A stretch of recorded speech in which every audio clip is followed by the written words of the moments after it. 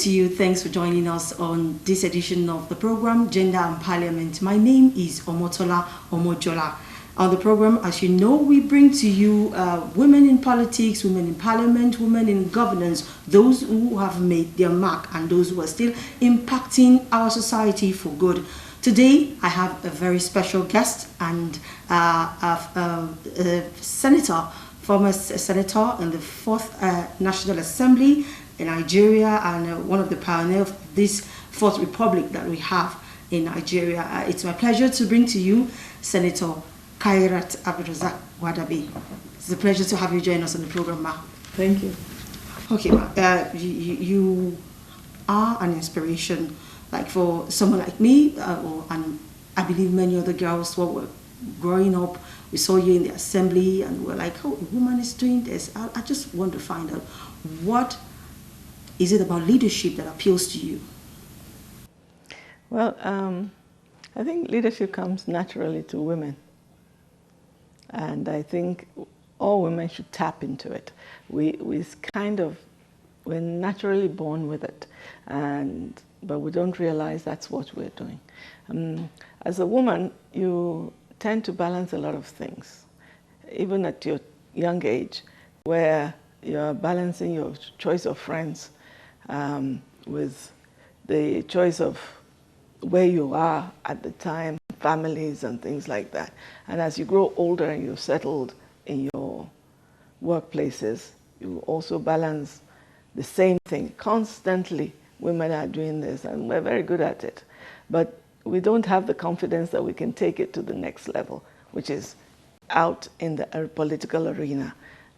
Jostling between work, home, and family itself, you find women excel, and they do very well.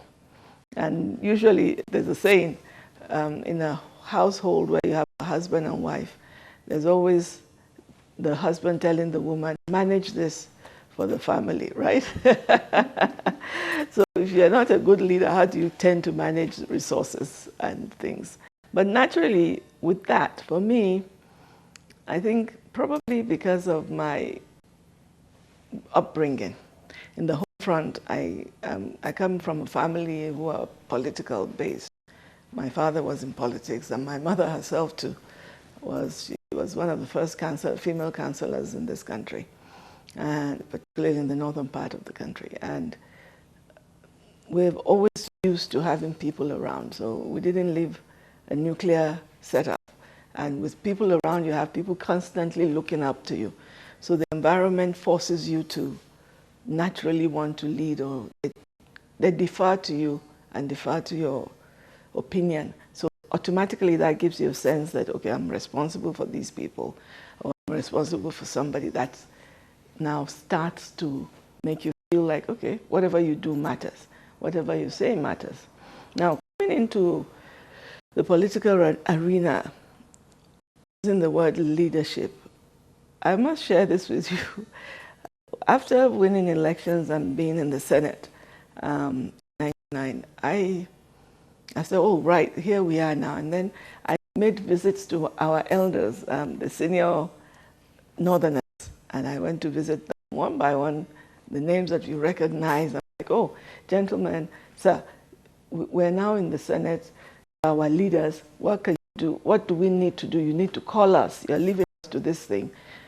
You have all the wealth of experience. Call us and tell us what we need to be doing and how we should be doing it. So, and the response was, you are the new leaders. You show us what you think we should be doing. And that hit me very early on, because I still see them as leaders, even though they were not sitting in a leadership seat like the National Assembly or something, but I personally still refer to them as leaders. And to have them say that you are a leader, and it strike you that, oh my goodness, that's true. And how do we move forward? So I'm glad I visited them. That woke me up, and I'm like, run with it and do the right thing by the people. Okay, ma, I appreciate your story, but then you will agree with me that there's so many people who grew up in this political environment, and yes, they still choose to be the leftist. Yes, you know you have responsibilities, but you don't just want to take it up. I want to ask, what exactly propelled you into politics? For me, it's a desire to see that the right thing is done. I remember when I used to come home in the 80s, just after General Buhari and Idi Agbon came in. Shortly before they came into governance, when we come home on holiday, we would criticize the way things were being run. And we had ideas of what it should be done because you're comparing countries abroad. And then coming home and then you're seeing they're doing it the way you think it should be done. There's discipline now. They say people should queue. And the public are beginning to form at different points. And I had an experience traveling from Ibadan to Ilorin. We stopped to buy petrol. And as we came out of the petrol station onto the main road, a vehicle came. There was a bus, a combi bus. And one of the passengers threw a piece of paper out. And another guy ran at them and stopped the vehicle and insisted he must come out and pick it. I was shocked. He said, am I in Nigeria?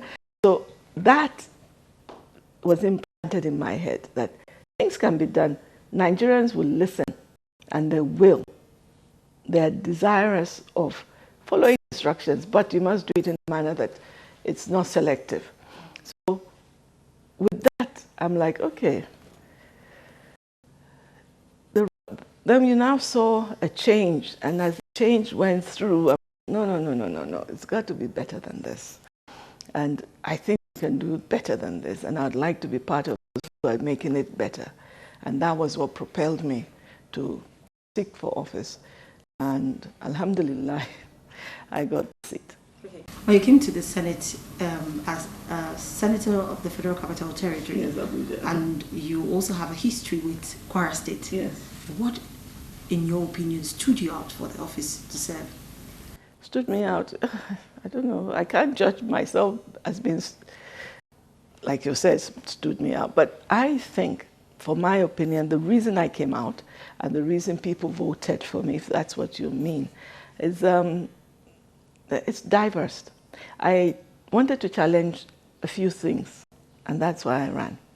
First, I wanted to challenge the point that can you truly, the Constitution is clear that you can run for office as a resident now. So I wanted to challenge that if you're not from a particular place, would people vote for you to represent them?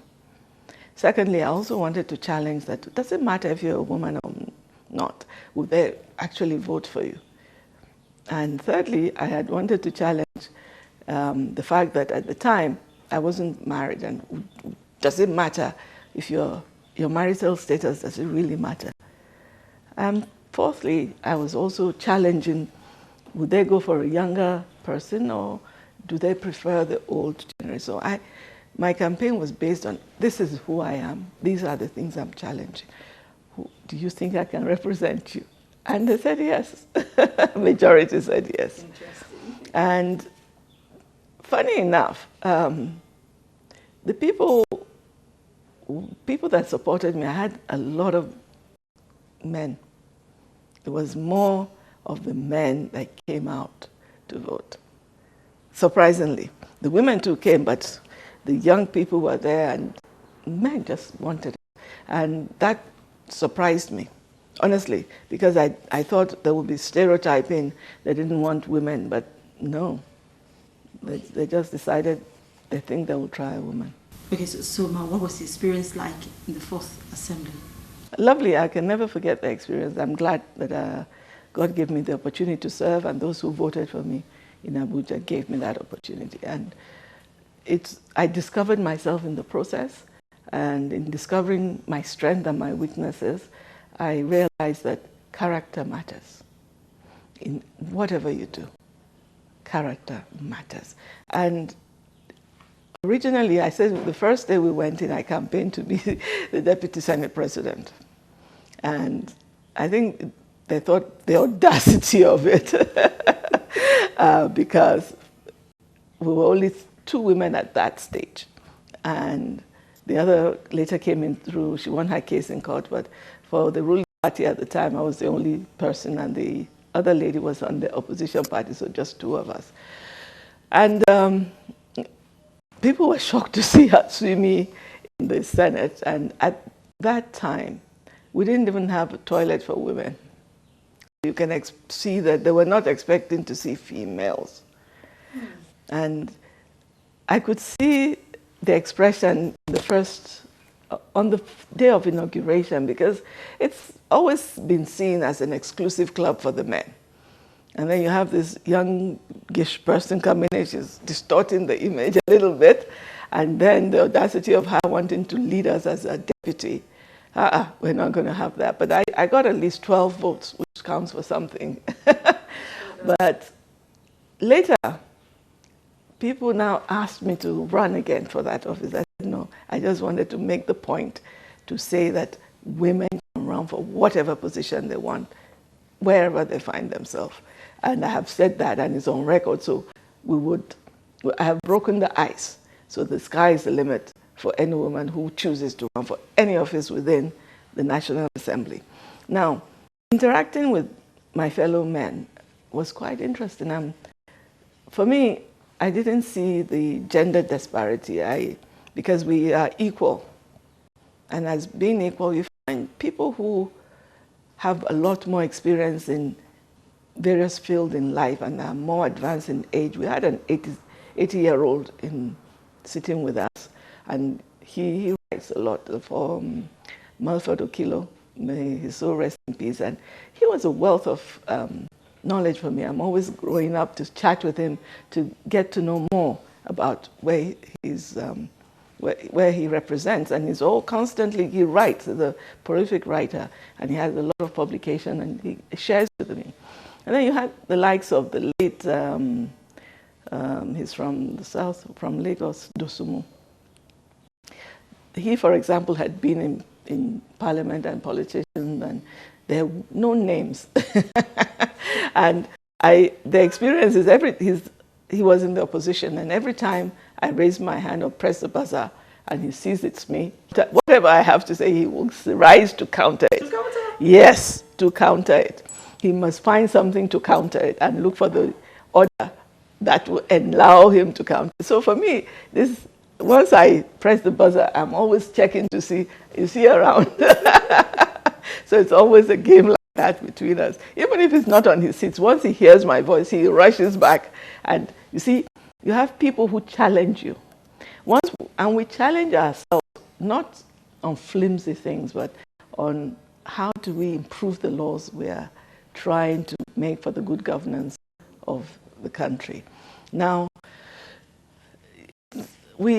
through the process, I came to realize that once you're in the assembly, it's not about party anymore. It's about fostering camaraderie, fostering allegiances. How much can you lobby your friends, your colleagues, to support your viewpoint? And when I say lobby, is bring your viewpoints to them. How do you express things to them that they will understand? And once you table it, they will go along with you. But if you assume that once you bring the bill in or you bring the issue, everybody will support it, no. People need to understand where you're coming from and what it's meant for and what are the competing funds that will affect what they are also interested in. So it's a balance. It's a beautiful place to be. I loved it, and if I had the choice again, I'd repeat it. I think if we can get it to work rightly, we will get Nigeria cranking properly. Okay, so we'll hold you there. I'll take a break now. The program is still Gender in Parliament. We take a very short break. When we come back, Senator Khariat is still sitting with us. Thank you. Thanks for staying there. The program is Gender in Parliament, and my name is Omotola Omojola, and I've been speaking with Senator Khariat Gwadabe. You said a lot about interactions in the Senate, in the fourth Senate, and how interesting it was. So now I know you are the president of Senators Forum, the chairman of Senators Forum in Nigeria. The fourth assembly, we had fourth, fifth, sixth, seventh, and we're going eighth, and we're going on to the ninth. How has this group helped in strengthening parliament and indeed governance in Nigeria? Okay. As far back as 2003-4, we realized that it was imperative to have a body that would consider senators after we leave office, and a forum where we can continue to engage to development in the country. How did we realize that? By that time, we now, over 80% of senators that were there did not return. That is a huge chunk of memory loss. And that's what has affected the parliament till date. Because you had this huge non-returning senators, we felt we need to come together and be like an institution to assist those who are coming fresh. And that is the thought behind it. And it's a forum for non-serving, that is those of us that are no longer there, and serving senators. And we interact on basis every now and then. It's an institution where, I call it an institution because by the next 9th Assembly, anybody that becomes, for example, chairman of health, for example, instead of them starting a fresh scratching, it's easy, they call on us that, look, do you have somebody, the last chairman, do you know where he is? So he can kind of brief us. And then the last one before that, and so on and so forth. So there's a kind of continuity. So you keep institutional memories. Yes, it's huge. And I think that's one of the positives we have. Indirect way we've been serving the nation to be resource persons for so many things. When they come in, we use them as resource persons as well. Okay. So, Osma, what do you consider the greatest challenge to gender equality in Parliament? The election process of getting there is the greatest challenge. Some constituencies are not friendly to women. Some just go for personality, regardless of your gender. And so the constituencies that are not friendly to women, the women struggle harder and they don't tend to emerge.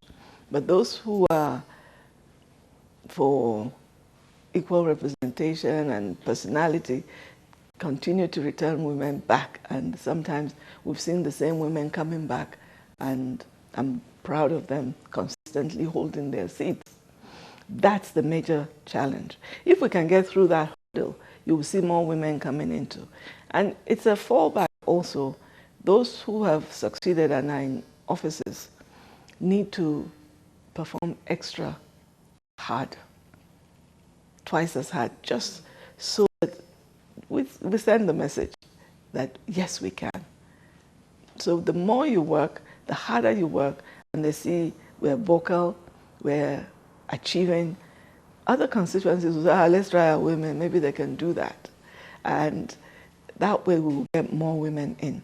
Now, while within the parliament itself, the constraints there is now your strength of politicking and lobbying your fellow members, as well as your stands within your party. That has some semblance of play, as much as up till recently the party's stance across board has been so strong. But I think this time around it's going to be a little different. Now, because when you take oath of office as a parliamentarian, you're swearing to the country's constitution. So that is more superior to your party constitution. But you don't get there unless you're on a platform of a party. So there's a little conflict that you must follow some of what your party wants, but if it's in conflict with the oath of the Constitution, then you have to go with, in my opinion, what the Constitution says. Now, you must be true to your oath of the Constitution. Now, within that enclave is the strength of your lobbying your fellow members to support whatever you want, and your relationship with the leadership in getting committees that are most favorable in the sense that would enhance you to perform best. So we're going to the Ninth Assembly in about in a couple of weeks, Like yes, like a month, we're going to Night Assembly. What can women do this time around to ensure that they gain relevance, especially appointment into principal offices?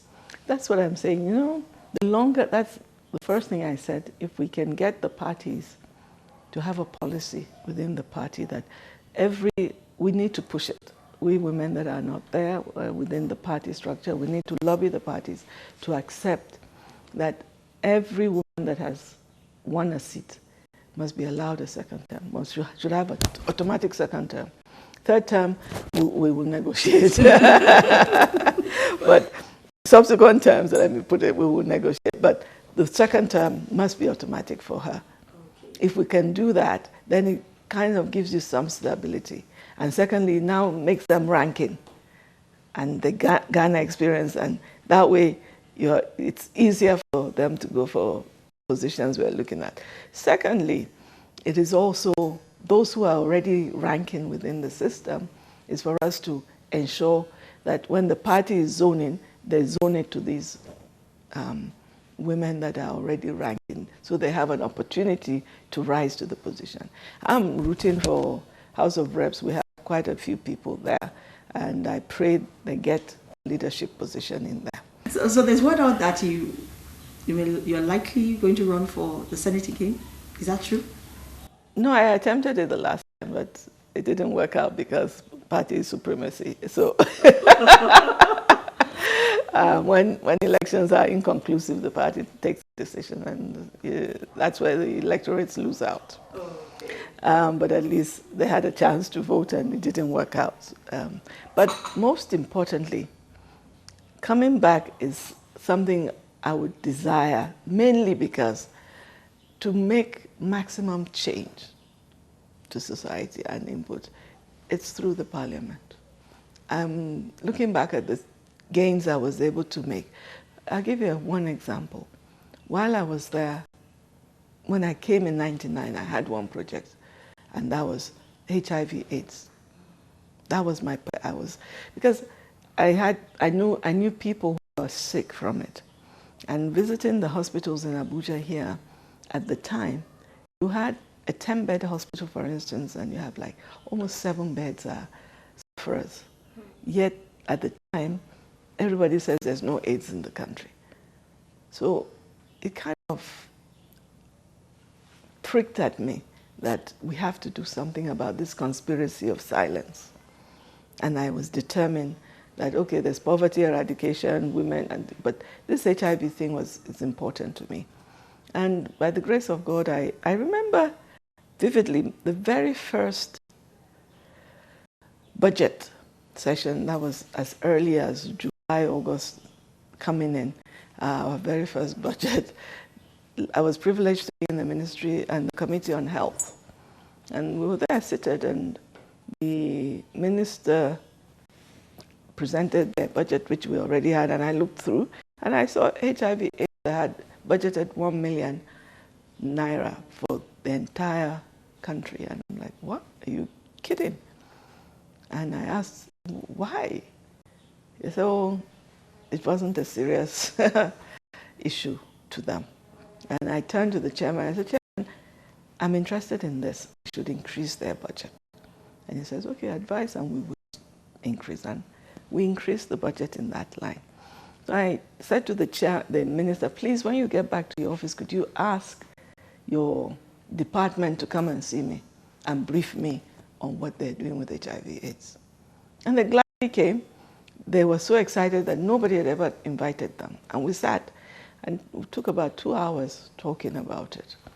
And when they went back and brought me a letter appointing me chairman of World AIDS Campaign, I said, gladly, I'll take this.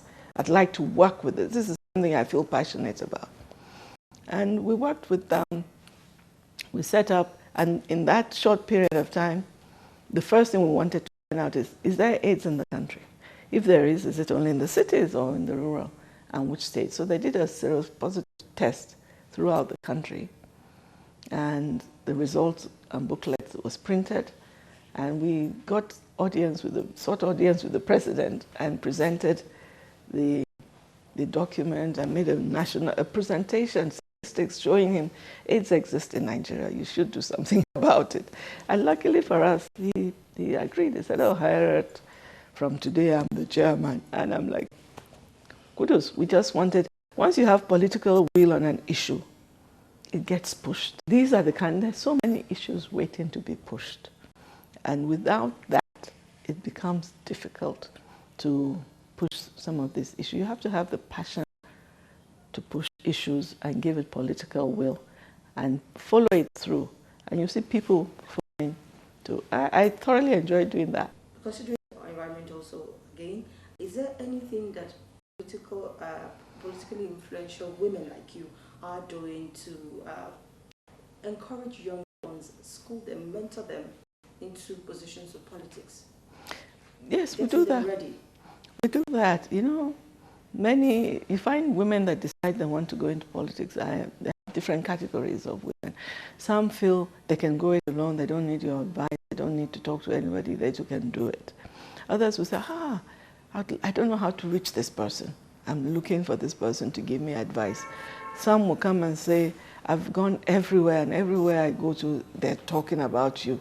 So I have to come and see you to support me. So you have all of them like that, and some don't even know you and don't even know who to go to help mentor them. So, but on the general, in respective constituencies, you have seen, particularly the constituency I am at, I have seen several young ladies approach me and come for assistance. And I do advise and mentor because they see that there's much they can gain. And it's curious because sometimes when it's a burden because you have to give honest advice. Okay, so what will be your word to young girls out there, young politicians, especially those who have run at the primaries and lost? This is not for me. I lost before I won. You don't know when it will click. It's not always, I don't say lose, I say I wasn't elected. I didn't lose. Because it's not a loss because people supported you anyway. Even if it's one person that stands with you, that's not a loss. It's when you have 0 votes or your vote alone that you've lost. Now, in a situation where you stand for election and you have not emerged the winner, okay? It's not a reflection of your capacity, it's not a reflection of who you are. It's a reflection of maybe they did not get the message. And other external circumstances. And the external circumstances are numerous. Don't be discouraged. Sit back, analyze what just happened. Painful because your hopes were dashed, and as such you feel dejected. That is a rejection. It's not a rejection. You have to rise above that if you claim you're a leader. You rise above it and analyze it. Okay, where did I go wrong? What did I do wrong? What are the people saying? Filter it and build yourself again and go out and do it better. You know, you don't give up. How can you give up at the first trial? No, even keep trying. Sometimes the point where you give up that you want to give up, it hits. Okay, thank you very much, Ma. No stopping, keep moving. The program has been Gender and Parliament, and I have been speaking with Senator Khariat Gwadabe. It's been a wonderful time talking to her. The program will come to you at another time, God willing. My name is Omotola Omojola.